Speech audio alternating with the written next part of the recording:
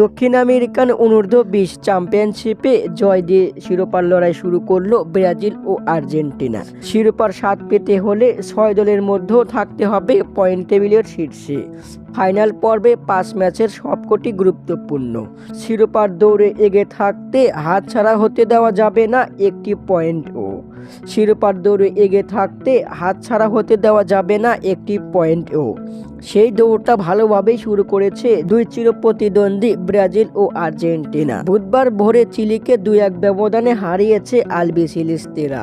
অন্যদিকে উরুগুয়েকে 1-0 গোলে হারিয়েছে সিলেসাওরা। ফলে দুই দলের নামের পাশে যোগ হয়েছে 3টি করে পয়েন্ট। আর্জেন্টিনার হয়ে গোল করেছেন উরবেতো ও ক্লদিও এচেভেরি। অন্যদিকে 10 জনের দল নিয়েও উরুগুয়েকে হারিয়েছে ব্রাজিল।